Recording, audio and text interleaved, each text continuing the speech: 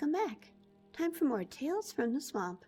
Today, we are going to be reading The Guardian and the Traitor by Lucius Gallus, Fellow of the Imperial Library, year 376 of the Third Era. One of the more intriguing legends found on the island of Solstheim is the story of a mythical figure whose name is long forgotten, but whom time remembers as the Traitor.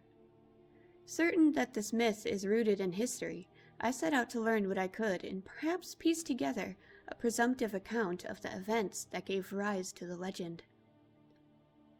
The tale is remembered best by the shamans of the Skal, that unique tribe of Nords whose culture evolved along an entirely divergent path than that of their brethren in Skyrim.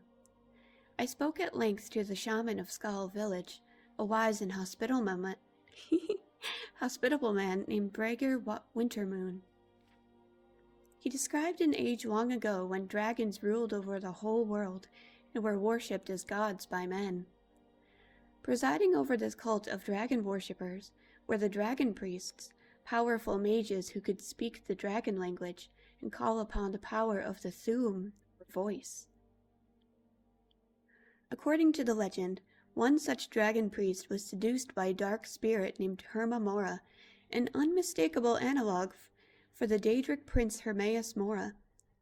Lured by promises of power, this treacherous priest secretly plotted against his dragon master.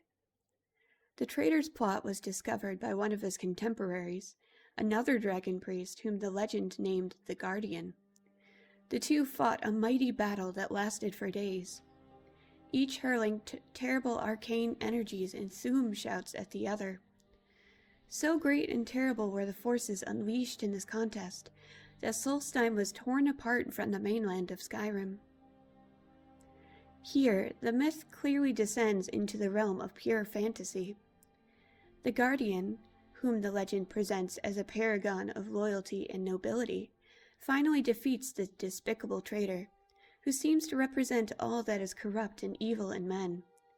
Their epic duel is clearly representative of a greater struggle between good and evil.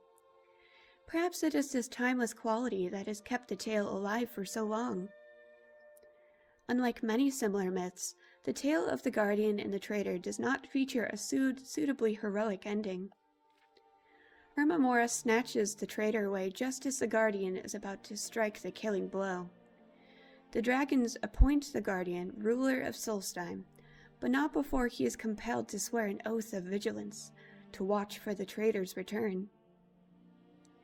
His reign is, by all accounts, a time of peace and prosperity for the people of the island, and he is remembered as a wise and just ruler. No further mention is made of the traitor, but neither is he thought to be dead. The legend ends on a cautionary note that the people of Solstheim, the heirs of the Guardian, must remain wary, lest the dark influence of Herma Mora, or even the traitor himself, return someday. Although no physical clues exist now on Solstheim to suggest the presence of the dragon cult, it is hardly difficult to believe that it might once have flourished here. Perhaps some hidden tomb still waits to be discovered that will tell the truth of that tale. Ooh. There are other tantalizing clues, though perhaps these connections strain the bonds of credibility.